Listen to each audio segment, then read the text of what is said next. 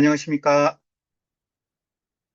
어, 우선 점심시간에 이렇게 시간을 내주셔서 지역의료 혁신 정책 세미나에 참여해 주셔서 감사드립니다. 저는 오늘 세미나 좌장을 맡은 보람의 병원 공공의학과의 장원모라고 합니다. 예, 잘 부탁드립니다. 아, 오늘은 제 35차 지역의료 혁신 정책 세미나입니다. 서울대 의대 지역의료 혁신센터랑 또 의대 맞춤 헬스케어 교육연구단 그리고 대한예방의학회에서 함께 진행하고 있고요. 오늘은 특별히 특별한 주제입니다. 세상이 지금 바뀌고 있는데 그중에 한 가지 원인이 이 AI 인공지능 얘기입니다. 인간사에서 전통적으로 행해져 왔던 사회적 활동들이 지금 바뀌고 있는 것을 다 경험하고 계실 겁니다. 무역, 생산, 교육, 최근에 심지어 전쟁까지. 그 중에 하나가 의학과 의료일 텐데요. 그런 면에서 오늘 귀한 분을 모시게 됐습니다. 학술적인 관점과 함께 또 현장의 실무적인 경험도 가지고 계신 분이십니다. 어, 가톨릭 의과대학교 성의교정 보건의료 경영대학원의 박승 교수님이신데요. 제가 먼저 간단하게 소개 말씀을 올리고 박수로 한번 모시겠습니다. 박승 교수님께서는 고려대학교에서 공학으로 이제 학위를 받으셨고, 충북대학교 병원, 충북대학교 의대에서 연구활동이나 여러 가지 활동을 지속해 오셨고, 올해부터 가톨릭의과대학 성의교정에서 어, 연구와 활동을 이어가고 계십니다. 특별히 22년도부터는 이제 메디브라는 회사의 대표이사로서도 활약을 하고 계십니다. 그러면은 오늘 사실 그 보건의료 체계 전반에 대한 AI의 영향이라기보다 보건의료 체계가 내재적으로 안고 있는 특별히 지역 의료에 대한 문제에 대한 부분에서 이 AI가 의학적인 관점에서 또 의료적 관점에서 어떤 기여를 할 수 있을지 가능성과 또 함께 한계도 같이 보여주실 것 같습니다. 제가 간단하게 이제 자료를 봤는데 굉장히 풍부하게 구성되어 있었던 것 같습니다. 그럼 박승 교수님 모시겠습니다. 부탁드립니다. 네, 수고해 감사드립니다, 교수님. 네, 저는 오늘 그 지역 의료 혁신 세미나 관련해서 공공의료 분야에서 AI 기술이 어떻게 활용이 되고 있는지, 그걸 이제 국제 사례랑 해외 사례를 통해서 말씀을 드리고, 그 다음에 제가 아까 그 재장님께서도 말씀을 주셨지만, 제가 충북대학교 병원에 있었을 때 했던 이런 지역 의료 사업들이나 관련된 사업들에 대해서 좀 소개를 드리도록 하겠습니다. 그리고 마지막으로는 그런 것들이 실제 의료 현장에서 아직까지 어떠한 한계점을 가지고 있는지에 대해서 네, 말씀을 드리고자 합니다. 그래서 준비한 내용은 다음과 같습니다. 우선은 너무 잘 아시겠지만 뭐 의료 인공지능 기술에 대해서 이제 이런 게 어떠한 기술인지 간략하게 소개를 드리고 왜 우리가 그러면 지역 의료에서 AI 기술이 도입이 되어야 되는지에 대해 말씀을 드리겠습니다. 그리고 나서는 해외나 국내 이런 AI 활용 사례, 그리고 마지막으로는 저희 충북 지역 내 지역 의료 분야에서 AI가 어떻게 활용이 되었는지에 대해서 말씀을 드리도록 하겠습니다. 그럼 네.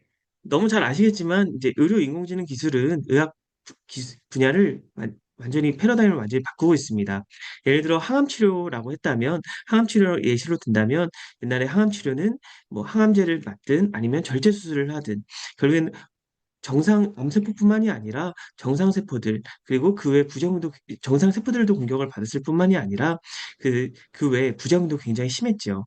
근데 AI 기술로 이 질병을 정확히 진단하거나 아니면 이 질병을 어떻게 해결해야 되는지 이런 것들을 추적할 수 있기도 하고요. 뭐 안티바디 드러그나 셀 지른 테라피, mRNA 기술과 같은 다양한 정밀의학 기술을 통해서 환자를 더 잘 분류하고 환자를 더 잘 진단할 수 있게 되었습니다.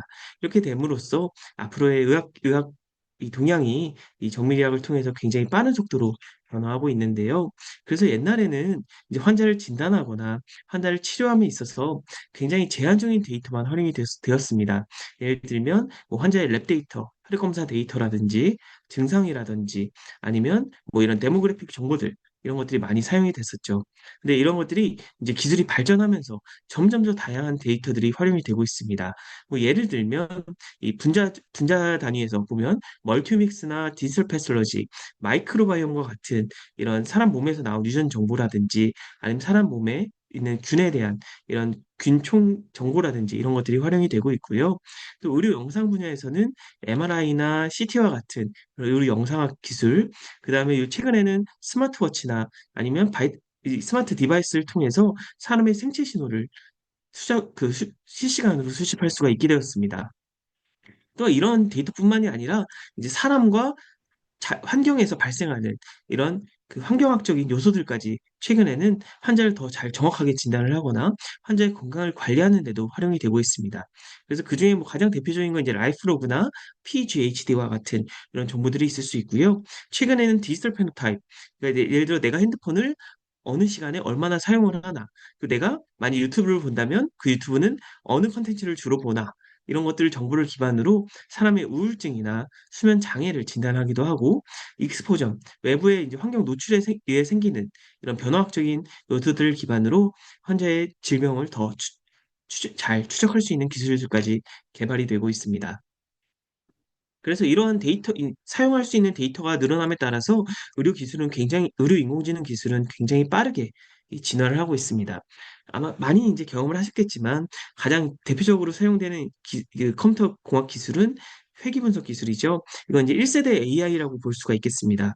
이런 회귀 분석 기술 같은 경우는 이 아주 직관적으로 어떠한 인자가 얼만큼 이 질환에 영향을 주는지 그 두 개의 군으로 나눴을 때 A군에 비해서 B군이 얼마나 이 유병률이 높은지 이런 걸 아주 직관적으로 인식을 할 수 있게 되었죠.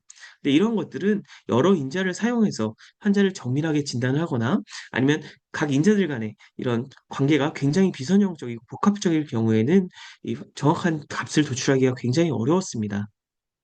이렇게 해서 나오게 된 게 2세대 이 딥러닝 기술인데요. 이 딥러닝 기술은 아주 많은 데이터 컬럼이랑 복잡한 이런 문제여도 굉장히 잘 이 병을 분류하거나 아니면 그 군집화를 시킬 수 있다라는 장점이 있었습니다.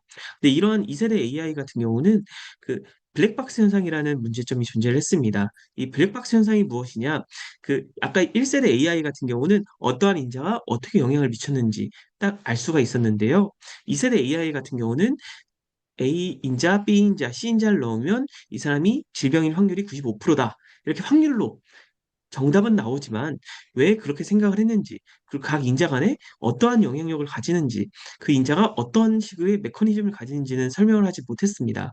이런 것들은 이제 공학 분야에서는 블랙박스 현상이라고 얘기를 했습니다. 네, 이러한 것들을 이제 최근 이 3세대 AI, 저희가 속칭 얘기하는 GPT나 아니면 제미나이, 이런 LLM으로 대표되는 추론형 AI 기술을 발전하면서 아마 이제 많은 분들이 이제 제미나이나 GPT를 써보셔서 아시겠지만, 어, 환자의 정보를 입력했을 때 어떠한 값들이, 어떠한 인자들이 그 이러한 판단의 근거가 됐는지 이런 걸 설명을 해주는 이런 추론형 AI로 현재 기술이 빠르게 진보를 하고 있습니다. 그래서 이런 3세대 AI 기술은 굉장히 다양한 분야에서 이 적용이 되고 있는데요. 뭐 예를 들어서 여기 보시면 잠시만요. 죄송합니다.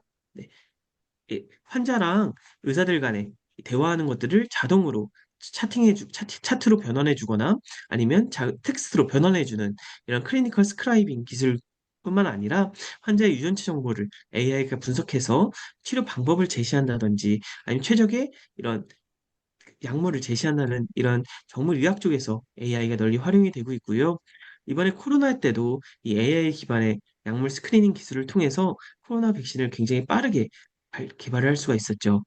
네, 또한 뿐만이 아니라 병원에서는 예를 들어 삼성서울병원 같은 경우는 이 수술실을 AI가 자동으로 이 매니징을 해가지고 어느 수술을 해야 되는데 지금 어느 수술실이 남아 있고 그렇기 때문에 이 환자는 어느 수술실로 가야 됩니다. 이런 걸 이제 자동으로 배정해주는 AI 서비스를 통해서 수술실 효율을 30% 이상 높였다 이런 사례들도 있습니다. 로봇 수술에도 점차 AI가 도입이 되고 있고요. 아까 말씀드린 대로 이런 디지털 테라피 분야에서도 AI가 널리 활용이 되고 있습니다. 그래서 이런 AI 기술은 이제는 점차 의료진과 동일하거나 아니면 제한된 부분에서 의료진보다 더 좋은 성능을 보이고 있다라는 게 점차 보고가 되고 있는데요.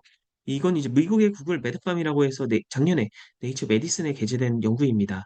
이 연구는 AI한테 의학 정보를 이제 학습을 시킨 것이죠. 이렇게 AI를 의료 정보를 학습시킨 이 LLM을 이용해서 미국 의사면허 시험을 보게 했더니 86.5점의 아주 높은 정확도를 달성했을 뿐만이 아니라 그 단순히 정답을 제시한 것뿐만이 아니라 왜 그렇게 판단을 했는지 이런 것들에 대한 근거나 레퍼런스를 제공하기도 하고요. 또한 여기서 이제 이 논문에서 중요하게 다뤘던 점은 이 환자의 임상 정보를 기반해서 어떠한 이 환자는 이러한 상황이니까 이 환자 안전을 고려했을 때 이런 처치는 지양해야 된다. 이런 추가적인 정보까지 제공을 했다는 것이 굉장히 이 주목을 받고 있습니다.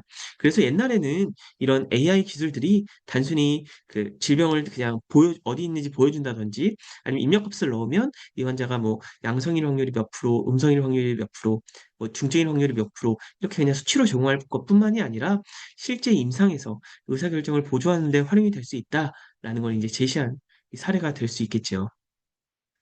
두 번째는 네이처 본지에 이 비슷한 주제로 또 논문이 게재가 된 게 있는데요. 이건 이제 앞서 말씀드린 구글 매드팜을 좀 더 개량해서 이, 이 서비스를 51개 임상 분과에다가 실제 적용해 본 사례입니다.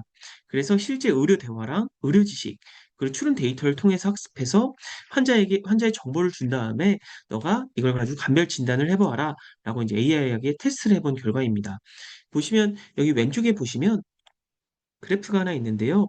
이 그래프는 그 빨간색은 AI가 낸 결과고 파란색은 1차 진료에 의해 감별 결과입니다. 그래서 이 탑 K라고 하는 거는 이제 그 몇 개의 K개의 답변을 제시했을 때 거기에 실제로 질환이 있었을 확률이라고 보시면 됩니다. 그래서 탑 1이라고 하면 한 번에 그 정답을 맞췄을 확률이겠죠. 그렇게 했을 때 정확도가 이 1차 진료 의사가 했을 때에 비해서 한 15% 정도 더 정확도가 높았고 여기서 더 신기한 점은 이게 이제 여러 개 그 두 개 이상의 캔디데이트를 제시했을 때는 그 정확도 격차가 훨씬 더 차이가 많이 났다. 이런 사례들이 보고가 되고 있습니다. 단순히 이 환자를 진단하는 것뿐만이 아니라요. 여기 보시면 환자의 이런 매니지먼트 플랜, 그러니까 어떻게 이제 환자를 관리할 건지에 대한 이런 그, 그 플랜을 제시한다든지 아니면 적합한 적합한 이 검사를 추천한다든지 아니면 어떠한 트리트먼트를 피해야 된다든지 이런 것들을 자, 그 1차 진료의사랑 거의 동등하거나 아니면 더 높은 정확도로 제시를 하였다라는 것들이 최근에 보고가 되고 있습니다. 이와 비슷하게 마이크로소프트에서도 이런 의료용 AI를 제시를 했는데요. 이, 이, 이 서비스 같은 경우는 이제 여러 개, 저희 이제 환자를 정확하게 진단하기 위해서 다학제 진료를 하는 경우가 있는데, 이 다학제 진료를 벤치마킹 했다고 보시면 될 것 같습니다. 그래서 여기 보시면 여러 명의 AI 에이전트가 이제 있습니다. 그럼 환자의 정보가 들어왔을 때 이 AI 에이전트가 각자의 역할을 맡아서 예를 들어 종양내과 에이전트, 외과 에이전트, 뭐 영상의학과 에이전트 이런 식으로 에이전트들이 각자 이제 토론을 합니다. 이렇게 토론을 해서 환자를 진단하게 하였더니 기존의 GPT는 정확도가 50% 정도밖에 되지 않았는데 이렇게 했을 땐 정확도가 80%까지 올라가더라. 이건 이제 NEJM의 임상 증례를 기반의 데이터베이스를 통해서 검증을 하고 있어서 이런 AI 기술들이 정말 이제 실제 임상 진료에도 활용이 될 수 있구나라는 것들을 점차 보여주고 있습니다. 그래서 이런 AI 기술들을 오늘은 이제 이게 실제 병원에서 활용되는 AI 기술보다 이 지역 의료나 공공 의료에서 AI가 어떻게 활용되고 있는지에 대해서 좀 사례를 준비해서 소개를 드리고자 합니다. 물론 너무 잘 아시겠지만 이 지역 의료 분야에서 왜 AI가 필요하냐에 대해 이제 논의를 드리자면 대부분 여기 보시면 아시겠지만 대부분의 이런 의료 인력이 다 서울시나 아니면 수도권에 밀집이 되어 있습니다. 그래서 여기 보시면 서울시에는 약 3만 명의 의료진이 있는 반면에 그 외 충북이나 충남, 그 외 지역에는 거의 10분의 1도 되지가 않죠. 그렇기 때문에 이 지방의 이제 전문의나 전공의분들의 수가 적어서 의료 서비스가 받기 어렵기도 하고, 그로 인해서 오히려 지방에 있는 이런 환자들이 서울로 올라가서 진료를 보게 되는 이런 악순환이 벌어지고 있습니다. 그래서 이런 것들이 결국엔 지역 소멸을 앞당기는 핵심 기제 중에 하나로 대두가 되고 있습니다. 그래서 앞서 말씀드렸듯이 이런 대부분의 이런 의료진이 서울이나 수도권에 밀집이 되어 있고, 주요 의료기관의 60%가 약 거의 60% 이상이 수도권이나 대도시에 밀집이 되어 있습니다.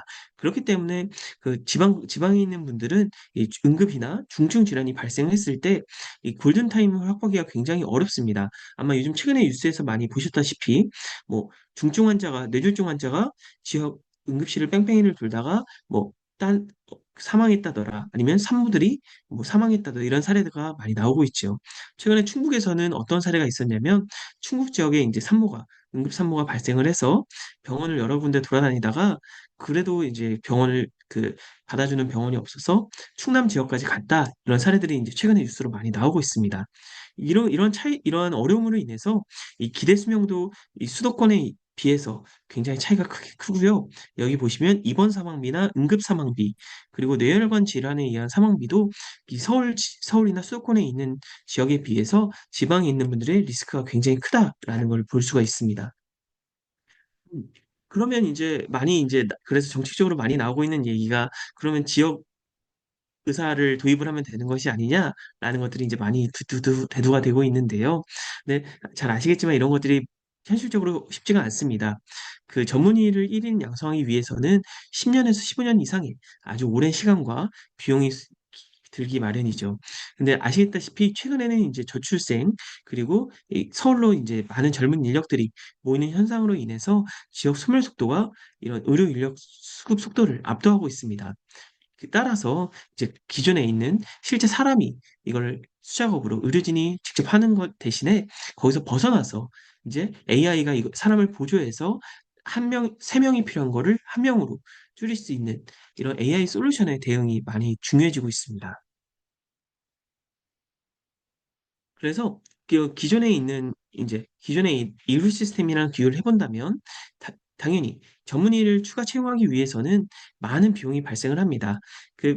아마 뉴스에서 많이 보셨으면 알겠지만 이 지역에 이 낙후된 지역이나 아니면 그 아주 외진 지역 같은 경우는 뭐 수도권의 두 배, 세 배 연봉을 제한을 해도 이 의료진이 거기에 이제 채용이 되기 어렵기도 하고요. 두 번째로는 그렇게 채용이 된다고 해도 그 의료진이 모든 환자에 대한 케어를 할 수가 없습니다. 당연히 근무 시간 외에 공백이 발생할 수도 있고, 또한 그렇게 이제 채용이 된다고 해도 많은 환자를 봐야 되기 때문에 피로도가 굉장히 빠른 속도로 쌓인다는 이런 한계가 있죠. 근데 이런 것들을 AI로 대체를 해서 그 이제 24시간, 왜냐면 AI는 이제 잠을 자지 않으니까 24시간 일관된 그 판독이나 진단이 가능하고, 이를 사람을 보조함으로써 진료율성을 30% 이상 높일 수 있다라는 것들이 많이 이제 보고가 되고 있습니다. 그래서 보건복지부는 이러한 것들을 기반해서 이 지역 의료 강화 대책을 도입을 하고 있습니다. 여기 보시면 AI를 통해서 지역의 필수 공공 의료를 공백을 메운다, 이런 사업들이 점차 나오고 있고요. 그래서 이런 것들은 아까 말씀드린 대로 AI가 의료 서비스, 특히 지역 의료 서비스에서 사람의 일부 일을 보조를 하거나 아니면 꽤 많이 경감시켜 줄 수 있다라는 것으로 이제 생각이 되고 있습니다. 또한 뿐만이 아니라 이런 것들이 이제 상급 종합병원에 몰려 있는 것이 아니라요. 최근에는 이런 병원이나 1차 병원이나 1, 2차 병원이나 의원에서도 이런 AI에 대해서 관심이 굉장히 많이 갖고 있습니다. 제가 최근에 개원이 선생님들 대상으로 하는 강의를 많이 요즘 요청을 받고 있는데요. 이런 것들이 결국에는 개원이 선생님들의 진료 분야를 넓혀주거나 아니면 그 훨씬 더 볼 수 있는 환자의 수를 늘려주는 등, 또한 그뿐만이 아니라 요즘은 이러한 우리 의원이 이러한 AI 서비스를 가지고 있다라는 게 또 이제 어떻게 보면 브랜드 효과를 가지거나 홍보 효과를 가지게 된다고도 합니다. 그래서 이런 식으로 AI 기술들이 3차 병원, 대학 종합병원뿐만이 아니라 이런 1차, 2차 의료병원에서도 많이 이제 각광을 받고 있죠. 그래서 우선은 해외에서 그러면 이런 지역 의료나 공공 의료에서 AI가 어떻게 활용이 되고 있는지에 대해서 말씀을 드리도록 하겠습니다. 네, 시간 관계상 제가 동영상을 조금 빠르게 그 돌려서요. 아마 좀 네, 양해를 부탁드립니다. 이 케이스 같은 경우는 싱가포르의 응급 대응 네트워크인데요. 예를 들어 사람이 이제 일상생활에서 심정지 환자가 발생했을 때 그러면 이제 어플리케이션을 켜고 이 응급실에다 그러니까 119에다 전화를 하게 되겠죠. 119에서 그 전문 어플리케이션을 통해서 그 주변에 400m 이내에 CPR 이수자에게 어디에 이 응급 환자가 발생을 했다라고 알려주게 됩니다. 그럼 이 사람이 이제 20시알 이수자가 어디에 그 AED가 있는지, 그 전기 충격기가 있는지 이런 걸 그 정보를 통해서 그걸 가져가서 이렇게 환자에게 처치를 할 수 있게 되는 것이죠. 이렇게 하였더니 실제로 이제 사람을 구조했다. 그래서 응급 환자를 구조했다는 사례도 굉장히 많이 보고가 되고 있고요. 이러한 사례는 결국에는 의료진뿐만이 아니라 이 일반 시민들, 지역 공동체를 대상으로 이 지역 공동체를 이제 응급 안전망으로 전환한 아주 성공적인 사례라고 볼 수가 있겠습니다. 두 번째 같은 경우는 이 일본의 사례인데요. 일본은 아시다시피 섬이 굉장히 많고 결국엔 그 중에서 이제 그 의료기관이 없는 이런 섬들도 굉장히 많습니다. 이 케이스 같은 경우는 이제 야스카와 케이고 박사라고 제트스키 닥터라고 불리는 분인데요. 이분 같은 경우는 이제 이, 이 섬에 있는 노인들을 위해서 제트스키를 타고 직접 왕진을 다닙니다. 그래서 이제 노인분들이 어떠한 아픈 부분이 있거나 증상이 있거나 아니면 건강 관리를 하려면 매번 육지로 와서 육지에 있는 대학 병원까지 와야 되는데 이런 것이 아니라 실제 그 제트스키를 타고 찾아가는 의료 서비스를 제공을 하는 것이죠. 근데 이런 것들 당연히 이런 것들에 대해서는 환자를 진단할 수 있는 장비가 필요하니까 여기 오른쪽에 보시면 이 스마트 초음파 기기입니다.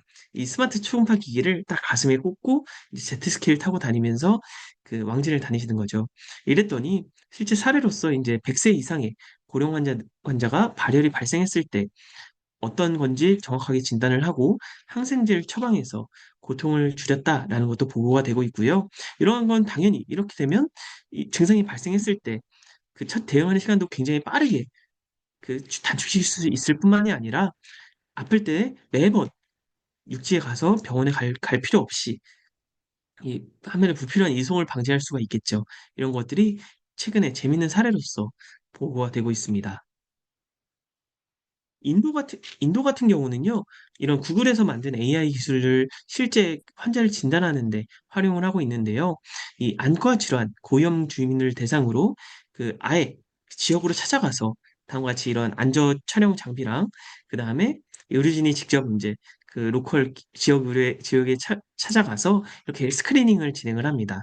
이렇게 스크리닝을 진행해서 고염 군원을 아니면 질병의 소견이 있는 이런 환자들을 스크리닝해서 그 사람들만 병원에 보내게 되면 당연히 이 환자들이 더 더 중증으로 발전하기 하는 걸 막을 수 있을 뿐만이 아니라 이렇게 지역 내 병원들과 연계하는 이런 사업들도 진행을 하고 있습니다.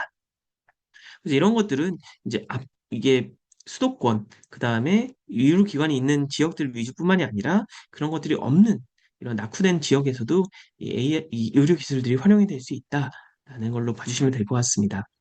이 루안다 같은 경우는 이 AI를 아예 그 건강보험 체계에다 녹여냈는데요. 이 AI 서비스인 바빌론 헬스 같은 경우는 모바일 앱을 통해서 이렇게 환자를 그 건강보험 체계의 서비스를 만들었습니다. 그래서 예를 들어 내가 어디가 아프다, 배가 아프다, 그러면 배가 아픈 걸 이제 그 이 챗봇을 통해서 얘기를 하면 그 증상을 기반으로 먼저 선별을 해주고 이 선별 정보를 기반으로 내가 어느 병원에 가야 되는지 이런 거를 제시를 해줍니다. 그래서 이런 의료 접근성을 이제 단순히 그 일부 기관이 아니라 전국 그리고 전 국민 대상으로 확장을 했는데요.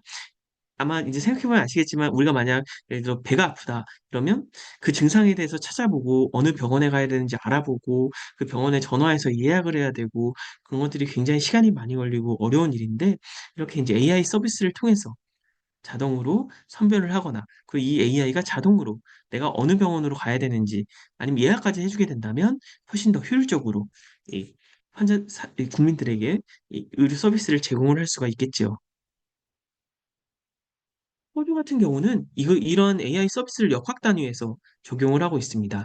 그래서 지역 사회에서 발생하는 이런 감염병 이런 것들에 대해서 이 지역 하수 처리장에서 샘플을 추출해서 이걸 AI로 분석을 합니다. 그럼 이제 바이러스 농도를 그 각 지역에 대한 바이러스 농도에 대한 이런 맵이 나오겠죠.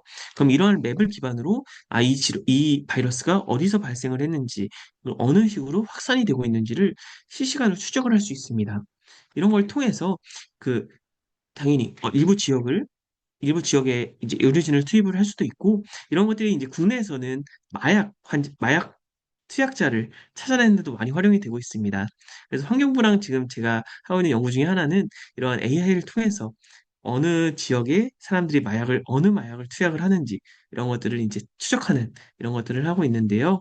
이런 것들의 그 이런 것들이 결국에는 이제 지역에서 질병을 찾아내거나 아니면 어떤 약물에 대한 이런 그런 역학적인 추정을 하는데도 많이 활용이 될 수 있다라고 볼 수가 있겠습니다. 캐나다에서는 이 글로벌 감염병에 대한 이런 대응 시스템을 구축을 했는데요. 이 항공 데이터, 그러니까 한마디로 뭐 어느 지역에서 어느 지역으로 얼마나 사람들이 비행기를 타고 이동을 했다더라. 그다음에 어느 지역에서 어느 감염병이 발생을 했다더라. 그다음에 동식물의 이런 뭐 조류 독감이라든지 아니면 구제역이나 이런 동식물에 대한 질병 데이터를 기반으로 이 감염병 확산 경로를 예측하는 감시 시스템을 운용을 하고 있습니다. 이렇게 적용을 해봤더니 이 WHO에 비해 보다 더 정확하게, 더 빠르게 이런 팬데믹 위험도 감지를 하고 통보해서 그리고 어느 지역에 이 의료진을 투입을 해야 되는지를 효율적으로 제시를 하였다. 이런 것들도 보고가 되고 있습니다. 또한 이런 것들은 이제 단순히 병원에서 이제 환자를 진단하는 게 아니라 원격 의료나 재택의료까지 확장이 되고 있는데요. 이 미국의 AI 기반 초음파 분석 서비스 같은 경우는 여기 보시면 이제 스마트폰입니다. 이 스마트폰에다가 이제 이런 장비를 갖다 연결을 할 수 있게 만든 것이죠. 그래서 이렇게 스마트폰에 연결을 하면 AI가 이 자세로 초음파를 이렇게 갖다 대세요. 조금만 오른쪽으로 돌려주세요. 조금만 뭐 가까이 대주세요. 이렇게 이제 가이드를 해주게 됩니다.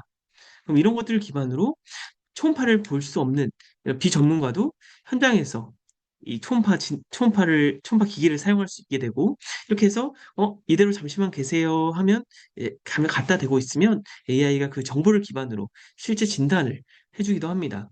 그래서 이런 것들은 그 재택 의료뿐만이 아니라 지역 사회, 1차 의료기관에서 이제 당연히 이런 초음파 기기를 활용할 수 있는 역량을 높이 주기도 하고 진료의 효율성을 제고한다는 이런 사례들도 보고가 되고 있고요. 또한 이런 것들이 단순히 이 환자를 진단할 뿐만이 아니라 이 지역 사회에서 죄송합니다.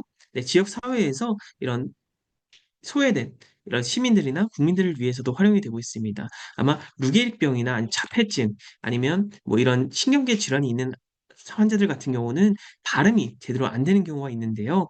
이런 환자들을 대상으로 막 그러면 이제 이런 환자들이 막 발음을 하면 AI가 그 패턴을 학습해서 이 정상인이 대화하듯이 이 음성을 만들어주는 이런 소통 보조 기술입니다. 이렇게 만들었더니 그러면 이제 이런 환자들도 내가 어디가 아파요. 아니면 내가 뭐 어딜 가고 싶어요. 이런 자기의 소통력을 많이 늘려서 환자의 질을 높인다. 이런 사례들도 많이 보고가 되고 있습니다. 그래서 여기 보시면, 네.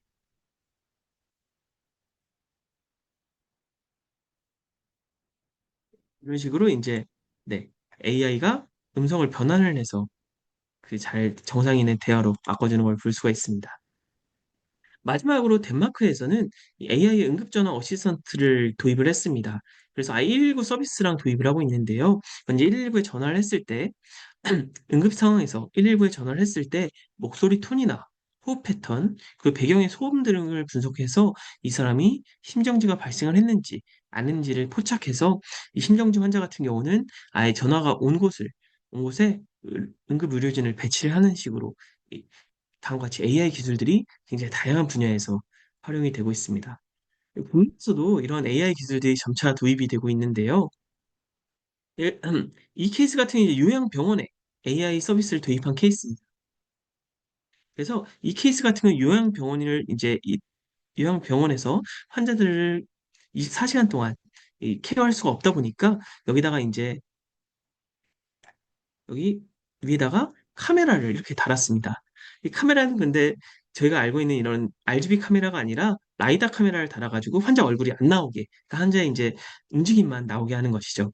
환자의 움직임을 기반으로 환자의 심박수, 호흡수, 그리고 산소 포화도 등을 감지를 해서 환자가 응급 상황이 발생을 했는지 뭐 조기에 판단을 하거나 아니면 낙상이 발생했을 때 이런 걸 알려주기, 그 낙상을 미리 알려줘서 기존에는 2분 이상이 걸렸던 거를 뭐 15초 이내로 빠르게 대응할 수 있게 이렇게 바꿔준다든지 아니면 이 사람이 몰래 무단 이탈을 했는지 이런 이 치매 환자나 아니면 노인분들 같은 경우는 특히 아동이나 이런 경우는 무단 이탈이 발생하는 경우도 있는데 이런 것들을 실시간으로 모니터링을 해줄 수 있습니다. 그럼 당연히 이런 것들은 24시간 AI가 자동으로 돌아가기 때문에 그 의료진들을 굉장히 많이 보조를 해줄 수가 있게 되는 것이죠. 또한 코로나 때 이건 이제 네이버의 사례인데요. 이 코로나 때 그, 죄송합니다. 네. 이 코로나 때, 보통 이제 노인분들, 지역에서는 이제 노인분들을 대상으로 말벗 도우미들이 있습니다. 그래서 주기적으로 연락을 해가지고, 어르신들 잘 계시죠? 어디 아픈 데 있으세요? 아니면 이런 걸 이제 물어보는데요. 네, 아니면 옛날에 이제 직접 찾아가기도 했죠. 근데 코로나 때 이제 비대면 접촉 제한이 걸리면서 이렇게 찾아가기가 어려운 상황이 됐습니다. 네이버에서는 이걸 가지고 이 AI가 노인분들한테 직접 전화를 해서 잘 지내시죠? 이러면 이제 말벗이 되어줍니다.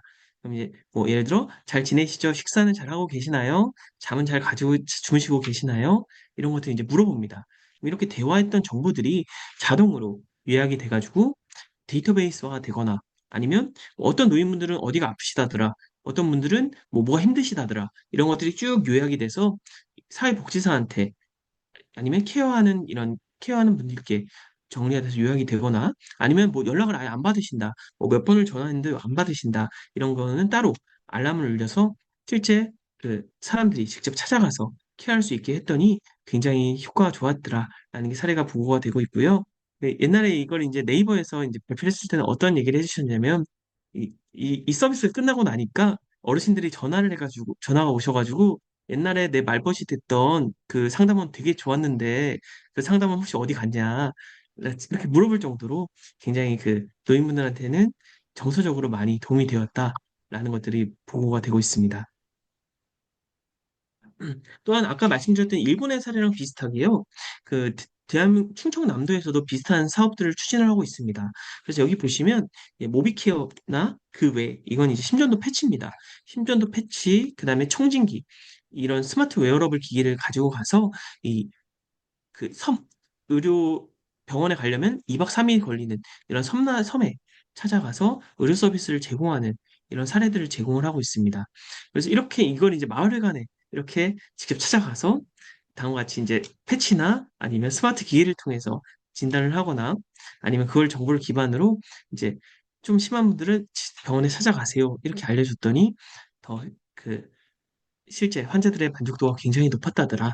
이런 사례들이 많이 보고가 되고 있습니다. 그래서 단순히 이제 해외적인 사례뿐만이 아니라 국내에서도 굉장히 다양한 의료 서비스들이 도입이 되고 있는데요. 우리 충북 지역에서도 이런 AI 서비스들이 점차 많이 도입이 되고 있습니다. 잘 아시겠지만 충북 지역은 굉장히 그 응급 환자 관리에 어려움이 많습니다. 그래서 여기 보시면 응급 환자 골든타임으로 봤을 때도 굉장히 그 이제 적정시 골든타임을 지키기 어려운 케이스가 굉장히 많고, 최근에 뉴스에서도 나왔지만, 이 응급 이송 거부도 굉장히 많이 증가하고 있고, 그에 따른 응급실 뺑뺑이 현상이 최근에 많이 보도가 되고 있습니다. 그래서 이제 충북 지역에서는 이러한 응급 환자나 노인 아니면 중증 환자를 대상으로 하는 이런 AI 서비스를 최근에 많이 추진을 하고 있습니다. 이건 이제 스마트 응급 의료 시스템 같은 경우는요, 잘 아시다시피 이제 응급 환자가 발생을 하면 보통 앰뷸런스에 실려서 그 다음에 병원에 옵니다. 근데 이 앰뷸런스는 소방청의 관할이고요. 그래서 이제 응급 구조사들이 다 병원에 전화해서 이 A 병원에 전화해서 거기 그 자리 있나요? 물어봤다가 안 되면 또 B병원에 전화하고 또 C병원에 전화하고 이런 경우가 발생을 하죠. 그런 것 때문에 이제 응급실 뺑뺑이가 발생을 하는데 이런 것들을 하나의 시스템 안에 녹여가지고 그 소방이랑 병원, 그 다음에 그 외 유관기관들을 이렇게 하나로 엮어서 거기서 이제 나오는 정보들을 같이 소통할 수 있도록 시스템을 만들었습니다. 그래서 거기에 이제 이런 응급실 그 저기 119 응급차에서 이런 얻어지는 정보를 통해서 환자 중증도를 자동으로 분류하거나 아니면 그러한 정보를 기반으로 이 환자가 이러한 증상이 있고 중증도가 얼마이니까 어느 병원에 가야 되나 이런 걸 자동으로 선정해 주거나 아니면 원격으로 응급 의료를 지도해 주는 이 서비스를 제공을 하고 있습니다. 또한 뿐만 아니라 이런 고위험 산모에 대한 서비스도 제공을 하고 있는데요. 최근에 이제 뉴스에 나왔지만 이 고위험 산모들이 갑자기 그 출산이 임박해서 응급실을 여러 군데를 뺑뺑이 돌았다 이런 사례를 제가 아까 말씀드렸는데 이런 거랑 비슷한 내용입니다. 그래서 고위험 산모분에게 이 스마트워치를 제공을 합니다. 그 스마트워치를 제공해가지고 그 이제 생체 신호를 실시간으로 분석해서 응급 상황이 발생을 한지 이런 것들 모니터링을 하기도 하고요. 그 다음에 뭐 건강 데이터에 대한 이런 모니터링을 해서 그 좀 평소보다 다른 앱노멀 현상이 발생이 됐을 때는 알려주거나 아니면 응급 상황이 발생했을 때 자동으로 병원 이송을 연계해주는 이런 서비스를 제공을 하고 있습니다. 또한 아까 이 싱가포르랑 이건 비슷한 사례인데요.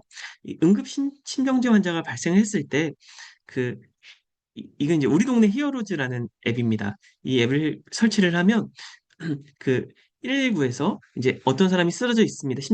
심정지로 예상되는 환자가 쓰러져 있습니다. 하면 이 앱을 통해서 그 위치가 이렇게 인근에 환자가 발생했습니다. 라고 그 심폐소생술을 배운 사람들에게 알람이 가고요. 그럼 이제 내가 이거를 하겠다. 수락을 누르면 그 환자가 어디에 있는지 이런 식으로 쭉 지도에 뜨게 됩니다. 그리고 몇 명이 거기 출동 중인지 이렇게 알려주기도 하고요.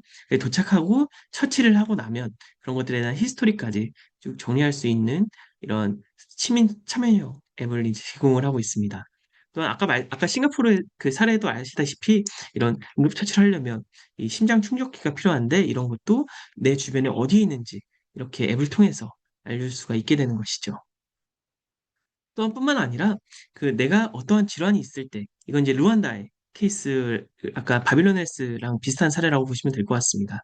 내가 어떠한 증상이 있을 때 예를 들어 화상이 났다. 내가 그 화상이 뭐 얼마나 심하더라. 이런 것들을 기반으로 내가 어느 병원에 가야 되는지 아니면 어떻게 처치를 해야 되는지 이런 걸 알려주는 AI 서비스를 도입을 하고 있습니다. 또한 뿐만이 아니라 이런 것들이 결국에는 의료, 교육, 이런 응급이나 응급 상황에 대한 이런 의료 교육을 하는데도 활용이 되고 있는데 이 앱을 설치를 하면 이제 어떠한 교육이 언제 있는지 이런 걸 알려주기도 하고요. 내가 원하면 그 교육을 신청할 수까지, 20개까지 이렇게 제공을 하고 있습니다. 또한 뭐 기본적인 이런 응급처치 정보를 제공을 하고 있고요. 또한 뿐만이 아니라 충북에서는 아까 응급 119 차에서 그 환자를 직접 매니징할 수 있는 이런 서비스를 제공을 하고 응급 의료를 지도할 수 있는 서비스를 제공을 하고 있습니다. 그래서 119 구급차에다가 카메라나 아니면 이런 바이탈 사인을 측정하기 위한 다양한 이런 스마트 장비들을 거기다가 놓고 그 다음에 거기 응급 환자가 발생했을 때 구급대원이랑 병원이랑 이 원격 마치 화상회의를 하듯이 이런 화상 통신을 통해서 환자의 어떤 처치를 해야 되는지 응급 의료 지도를 자문하는 것을 저희 충북대학교 병원에서 이 번역 응급 사업으로 현재 추진을 하고 있습니다. 그래서 이러한 AI 기술들은 이제 아까 말씀드린 대로 연구 쪽뿐만이 아니라 해외 사례로 그리고 국내 사례로 심지어는 이런 지역에서까지도 이제 점차 도입이 되고 있는데 여기서 우리가 꼭 논의해야 할 부분과 한계점이 있습니다. 우선 잘 아시다시피 AI 기술은 그 자체가 완벽하지가 않습니다. 그 정확도도 높지 않은 경우도 많고요. 그 다음에 두 번째로는 환각 현상이라고 하는 속칭 이제 거짓말을 하는 경우가 생깁니다. 예를 들어 뭐 어떤 환자의 정보를 입력했을 때 그 근거가 없는데도 그 근거를 있는 것처럼 얘기를 한다거나 그런 경우가 이제 생길 수가 있겠죠.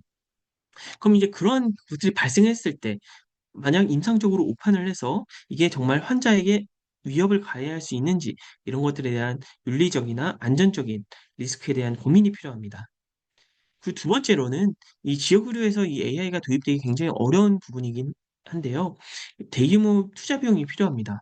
결국 AI 서비스를 도입을 하려면 뭐 통신망, 그다음 분석 서버, 그리고 관련된 뭐 이런 다양한 스마트 장비들, 이런 다양한 인프라가 필요합니다. 그럼 당연히 이런 인프라를 구축을 하려면 굉장히 많은 비용이 발생을 하게 되겠죠. 그리고 저는 여기서 가장 중요한 점이라고 생각을 하는데, AI 서비스를 도입하는 게 과연 무작정 도입하는 게 좋은가라는 것들에 대해서는 꼭 이 세 번째 얘기를 드리고 싶은데요. 이 업무 변화에 따른 조직적 저항이 굉장히 큽니다. 이 말이 무엇이냐? 예를 들어 우리가 뭐 예를 들어 경영진 차원에서 아니면 부서 차원에서 어떤 AI 서비스를 도입을 했을 때 이런 것들이 실제 이 업무를 수행하는, 의료 업무를 수행하는 실무진 차원에서 굉장히 부담감이 클 수 있습니다. 첫 번째는 우선 내가 하던 방식대로 하는 게 가장 편하니까 이제 새로운 그런 것들을 익히는데도 어려움을 겪을 수도 있고요. 두 번째는 거기서 한 발짝 더 벗어나서 이 데이터를 입력하는 것도 오히려 그냥 환자들 빨리 처치하고 환자를 빨리 봐야 되는데 그 사이에 데이터를 직접 추출해가지고 데이터를 입력하는 데 걸리는 시간이 더 많이 걸리게 된다면 오히려 방해가 되겠죠. 한마디로 이런 것들에 대한 실무적인 차원에서의 그 침, AI에 대한 친밀도 그리고 실제 이 업무 흐름에 지장을 주지 않는 이런 설계들이 굉장히 중요합니다. 그리고 마지막으로는 이런 지역 사업들이 굉장히 많이 제한이 되고 있고 지금까지 추진이 되었는데 그런 것들이 활용되지 못하고 있는 이유 중에 하나는 이런 것들을 담당할 이 전문 인력이 부족합니다. 그래서 다양한 이런 정부에서 다양한 구직 사업으로 이러한 사업들을 지원을 했고 추진을 했지만 결국에는 이런 것들을 개발할 수 있는 IT 인력이나 AI 인력이 없어서 결국에는 용두사미처럼 끝나는 사업도 굉장히 많고요. 또 이렇게 추진이 돼서 그 사업 기간 동안에 성공적으로 진행이 되었다 한들 그 사업 기간이 끝나고는 수익화가 되지 않거나 아니면 그걸 보조할 수 있는 이런 인력이 없어서 그대로 끝나게 되는 이런 사업들도 굉장히 많습니다. 그래서 우리가 이제 앞으로 지역 의료를 추진을 하거나 기획을 하거나 아니면 실질적으로 사업화를 할 때는 꼭 이러한 부분을 고민을 해야 되지 않을까 해서 이렇게 한계점으로 네, 의견을 드렸습니다. 그래서 마무리를 드리면 아까 말씀드린 대로 이제 AI 도입은 옛날에는 이제 뭐 연구 차원에서 선택적으로 우리가 이걸 해보자라는 측면이었다면 이제는 정말 특히 이제 의료진이 부족한 이런 지역 의료 환경에서는 선택이 아닌 필수라고 생각을 합니다. 그다음에 앞서 말씀드린 대로 이런 것들이 3세대 AI로 넘어가면서 단순히 진단 결과만 제시하는 게 아니라 왜 그러한 생각을 했는지 이런 것들에 대해 설명을 해주거나 아니면 그런 것들 기반으로 앞으로 이 환자를 어떻게 치료해야 되겠거나 이런 걸 실제 의사 선생님들이랑 같이 소통해주는 든든한 파트너가 될 수 있을 거라고 생각을 합니다. 그렇지만 그럼에도 불구하고 아까 말씀드린 대로 굉장히 아직까지는 이런 기술적인 그리고 그런 실무적인 그리고 경제적인 한계점이 큽니다. 그래서 이런 것들에 대해서는 당연히 정부 차원에서도 많은 이 정책 지원이 필요하고 또 이런 것들을 기획하시는 연구자분들이나 아니면 교수님들께서도 이런 것들을 고려를 하셔서 기획을 하면 아마 좀 더 그 지역에 필요한 이런 서비스를 만들 수 있지 않을까라고 말씀을 드립니다. 네. 그러면, 네, 경청해 주셔서 감사드립니다. 네, 박승 교수님 감사합니다.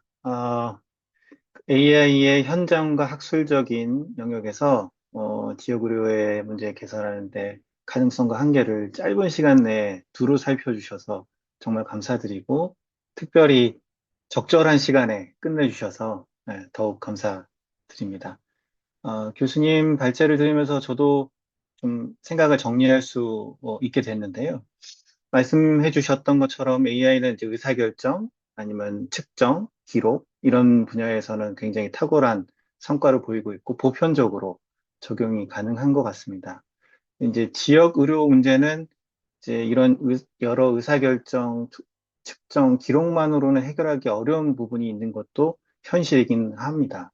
이제 예를 들면은 수도권 쏠림 저출산이라는 사회적 문제가 의료 문제랑 겹쳐진 게 지역 의료 문제라고 볼 수 있는데요. 단적인 예로 이제 의사결정 지원 체계가 획기적으로 개선되더라도 의료인들을 모시기 어려운 구조가 지속될 수 있겠다라는 이제 전망 가능할 것 같다. 그렇지만 이 문제를 완화하기 위해서 여러 가지 대안들이 제시되는데 유력한 대안 중에 하나가 아마 AI에서 나오지 않을까라는 생각이 들고 오늘 그 대안들을 두루 살펴주셔서 감사했다. 이렇게 생각합니다. 그러면 이제 질의응답을 좀 가지겠는데요. 그 질의해 주실 분은 직접 질의를 해 주셔도, 손 들고 질의해 주셔도 좋고요. 질의에 손 들고 이제 직접 발언해 주실 분은 간단한 자기소개해 주시고 질문을 해 주시고, 만약에 이제 직접 손 들고 발언하기 힘드신 경우는 채팅방에, 어, 이름이랑 소속을 또 바꿔 놓으신 다음에 이제 질문을 남겨주시면 제가 대신, 어, 소개해 드리고, 박승 교수님께 답변을 부탁드리도록 하겠습니다. 그러면 질문이 있다면 부탁드리겠습니다.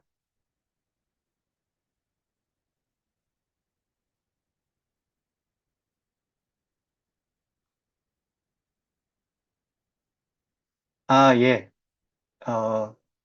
연수구 보건소의 강기론 소장님께서 질문을 해주셨는데요. 충북에서 개발된 우리 동네 히어로즈 같은 AI 앱을 타 지역에서도 사용할 수 있을지 질문을 주셨습니다. 이 부분은 굉장히 현장 밀착된 질문인 것 같은데요. 박순 교수님 답변 부탁드립니다. 네, 질문 감사드립니다, 교수님. 네, 이렇게 질문해 주셔서 너무 감사드립니다. 우선은 기술적으로는 가능합니다. 근데 기술적으로는 가능한 건 이제 무슨 말씀이냐면, 당연히 이제 그, 이런 것들은 이제 다른 지역에서 도입하는 거는 전혀 문제가 없으나, 다만 이제 여기서 이제 저희가 고민해야 될 거는, 그, 지금은 이제 충북 지역에 119랑 협업을 해서 소방서랑 소방청이랑 협업을 해서 응급 환자가 왔을 때 그 앱을 통해서 정보가 제공이 되거나 아니면 어디에 이제 아까 말씀하신 심장 충격기가 있는지 그런 것들에 대한 정보들이 있는데 그런 것들이 결국에는 타 지역에 도입되려면 그 지역에 있는 이 응급이나 소방 시스템과 연계가 되는 게 필요하고요. 두 번째는 앞서 말씀드린 대로 이런 심장 충격기가 어디에 있는지 그리고 그다음에 아까 말씀드렸듯이 이 우리 동네 히어로즈 같은 경우는 어떤 증상이 발생했을 때 이게 어느 병원으로 가야 되는지를 알려주는데 그럼 결국에는 각 지역마다 그런 병원들에 대한 정보들 그리고 그 병원에서 어느 한 의료 서비스를 제공하고 있는지에 대한 이런 데이터베이스 구축이 필요하다라고 볼 수가 있겠습니다. 네, 말씀 감사드립니다. 네, 답변 감사합니다. 혹시 다른 질문이 있다면 질문을 부탁드립니다. 아마 좀 고민을 하고 계시는 부분도 있을 것 같아서 고민하시는데 도움이 될까 해서 시간 버는 차원에서 예, 올라왔습니다. 이윤수 선생님께서 충북 지역에 있는 병원 등 인력 및 당일 처치 가능 여부에 대한 정보를 매일매일 업데이트를 어떤 방식으로 하는지, 의료기관의 현황 업데이트 방식은 어떻게 하는지 질문을 주셨습니다. 박승 교수님 부탁드립니다. 예, 말씀 감사드립니다. 사실 저 부분이 이제 실무적인 입장에서 되게 중요한 부분이 될 텐데요. 보통은 이제 이런 것들이 저희는 어떻게 되냐면 각 병원에다가 에이전트 서버를 둡니다. 에이전트 PC를 둬가지고 그걸 이제 병원망에다 연동하는 식으로 구성을 하고 있습니다. 그러면 이제 당연히 병원망은 그 일과 시간에는 로드가 많기 때문에 저녁 시간에 다 이제 진료가 끝난 저녁이나 심야 시간에 그 AI 에이전트가 이제 아까 말씀드린 인력이나 처치 가능 여부에 대한 이 정보들을 취합해서 이 전체 관제센터에 보내는 식으로 운영을 하고 있습니다. 그렇기 때문에 사실 실시간으로 운영하면 너무너무 좋겠지만 잘 아시겠다시피 이제 병원이라는 곳이 정보가 실시간으로 업데이트되는 것도 아니고 또 그러다가 이제 병원망을 잘못 건드리게 되면 더 문제가 커질 수도 있기 때문에 현재는 그렇게 운영을 하고 있는데요. 나중에는 이제 장기적으로는 당연히 실시간으로 운영이 되면 더 좋지 않을까라는 생각을 하고 있습니다. 말씀 감사드립니다. 네, 답변 감사합니다. 그러면 저도 하나 질문을 좀 브로드한 질문이긴 한데요. 아까 말씀드렸던 것처럼 이제 지역 의료 문제는 사회적인 문제가 겹쳐 있는 건데, 이제 역시 풀기 힘든 과제입니다. 어떤 하나의 솔루션으로 풀기 힘든데, 이제 수도권 쏠림이나 저출산, 뭐 이로 인한 이제 인구 감소나 인력의 부족 문제 관련해서 꼭 의료 영역이 아니더라도 이 주제와 관련돼서 이 문제를 해소는 못하지만 완화하는 데 기여하는 뭐 AI 기반의 어떤 사례가 있다면 혹시 소개해 주실 수 있을지 뭐 여쭤봅니다. 저출산이나 아니면 이런 인구 소멸 관련해서 네, 말씀이시죠? 네. 우선은 사실은 이제 아무래도 대표적으로 요즘 대두가 되고 있는 건 이제 그 개발자들이 AI로 많이 대체가 되고 있다라는 게 이제 가장, 사실 이거는 뭐 인구 수명이랑 약간 좀 거리가 있을 수 있는데요. 결국에는 이 말은 무엇이냐면 그, 그 사람이 이제 예를 들어 옛날엔 5명이 해야 되는 일이 있었다면 그런 것들을 그 사람 한 명과 AI로 대체를 할 수 있다는 것들이 뭐 이런 그 산업계, 특히 이제 뭐 프로그래밍이라든지 아니면 회계라든지 최근에 이제 법률 쪽에서도 이제 그런 사례들이 점차 나오고 있습니다. 그래서 그래서 아마 요즘 이제 뉴스를 보셨겠지만 그 회계사들은 아예 신입을 안 뽑고 다 AI로 대체하고 있다, 이런 사례들이 보고가 되고 있는데요. 그러니까 이런 것들은 아까 말씀드린 대로 이런 저출산이나 서울의 쏠림을 그 완전히 거기에 그 1대1로 대응되는 답변은 아니지만 결국에는 이제 결국 지역에서는 결국 인력이 많이 부족해지고 그게 점점 심화되고 있지 않겠습니까? 그런 것들을 그 그러면 그 5명이 필요한 일을 뭐 최소한 적은 인력으로도 운용할 수 있게 함으로써 그런 그 충격을 최대한 줄여주고 있다라고 봐주시면 될 것 같습니다. 그리고 아까 말씀드린 요양병원 같은 경우도 사실은 그 요즘은 이제 간호 인력도 지방에서는 굉장히 부족하거든요. 근데 그런 것들을 이제 AI가 카메라를 통해서 관리를 해주게 되면 그 예를 들어 야간 당직을 서야 되는 사람들의 수도 줄어들 거고, 네, 그런 부분이 있지 않을까라고 생각을 합니다. 네, 답변 감사합니다. 아마 그 AI와 함께 일하는 방식, 또 그걸 통해서 어떤 전문성 유지할 것인지에 대한 대비가 의료 체계에 좀 필요할 것 같고, 더 시급히 필요한 영역은 아마 지역 의료 문제 영역이지 않을까 생각해 봅니다. 혹시 다른 질문이나 뭐 의견 있다면 말씀 부탁드립니다.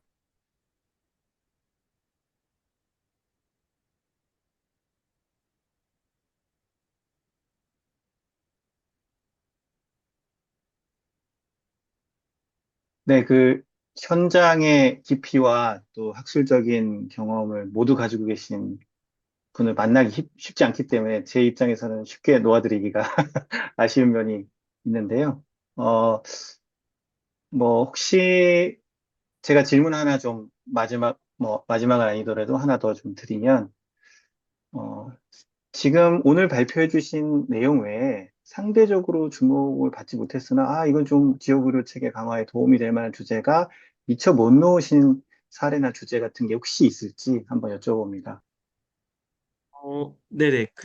사실은 이제 이거는 아직은 이제 추진하는 단계여서 그렇지만요. 그 이제 지역의료 차원에서 최근에 이제 정부나 아니면 제가 생각하고 있는 방향은 결국에 이제 건강 관리, 특히 이제 그 대국민 건강 관리 서비스에다가 AI를 연계를 해서 지금은 이제 대부분의 서비스가 아까 보셨다시피 뭐 어떤 증상이 발병하거나 아니면 어떠한 뭐 심정지가 발생을 하거나 그런 상황에서의 그런 대응이었다면 이제 앞으로는 이제 사람들의 옆에 이런 AI가 항상 있으면서 그 사람의 식습관이나 아니면 운동 습관 아니면 생체 정보, 뭐 혈당 이런 것들에 대한 꾸준히 쌓이면서 생기는 라이프로그를 기반으로 질병이 최대한 사람들이 이제 건강하게 살 수 있게 하는 이런 AI 서비스들이 앞으로 더 많이 생겨날 것이고 아마 그렇게 될 것입니다. 그럼 그렇게 된다면 결국에는 장기적으로는 이제 이런 의료 비용이나 아니면 필요한 의료 서비스에 대한 이런 요구도 앞으로 많이 경감될 수 있지 않을까라는 기대를 해보고 있습니다. 네, 답변 감사합니다. 어, 오늘 점심시간, 사실 점심시간이기 때문에 이렇게 이 시간까지 함께 해주시는 것만으로 대단하게 감사하게 생각하고, 아마 제가 아까 봤을 때 총 44명이 참여하고 있었거든요. 그래서 되게 적지 않은 수가 굉장한 관심을 가지고 참여해 주셨다, 이렇게 생각이 듭니다. 오늘 혹시 미처 말씀을 못 하셨던 질문이나 이런 게 있으면, 아마 제가 알기로는 박승 교수님 이제 그 홈페이지나 웹사이트 이제 이메일 주소가 공개되어 있는 걸로 아는데, 한번 찾아가셔서 질문을 남겨주시면 혹시 뭐 지역으로 세미나 통해서 질문하신 건 답변 부탁드릴 수 있을까요? 감사합니다, 교수님. 다시 예, 제 잘못 예. 들었습니다. 오늘 세미나 때문에 질문했다고 메일이 혹시 가면은 답변을 좀 부탁드릴 수 있을지 여쭤봅니다. 너무 감사히, 네, 답변 네, 드리도록 하겠습니다. 감사합니다. 그러면은 오늘 미처 나누지 못했던 질문이나 의견들이 혹시 있다면 이제 공개되어 있는 이메일 주소를 통해서 박승 교수님께 연락을 주시면 박승 교수님께서 아마 답변해 주실 것 같습니다. 아, 혹시 마치기 전에 혹시 뭐 마지막으로 소통돼야 될 질문이나 뭐 의견이 있을까요? 예, 없다면 혹시 사무국 차원에서 공지돼야 될 공지사항이 있을까요?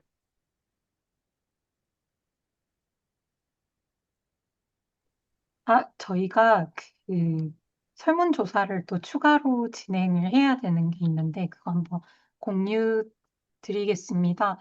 이 설문조사 같은 경우는 이제 다음 세미나 홍보를 위해서 저희가 정보를 좀 수집을 하고 있습니다. 성함, 소속, 이메일 정도로 한번 답변해 주시면 너무 감사하겠습니다. 네, 오늘 지금 설문이 팝업창으로 올라갔는데 어, 번거로우시겠지만 간단하게 답변을 좀 부탁드립니다. 네, 그러면은 오늘 세미나는 이걸로 마치는 것으로 하고요. 오늘 귀한 시간 내주시고 또 경험과 식견을 나눠주신 박승 교수님, 또 오늘 귀한 점심시간 참여해주신 많은 참여자분들께 다시 한번 감사드린다는 말씀 드립니다. 예, 그러면 오늘 지역의료 정책 세미나는 이것으로 마치는 것으로 하겠습니다. 네, 감사드립니다. 감사합니다.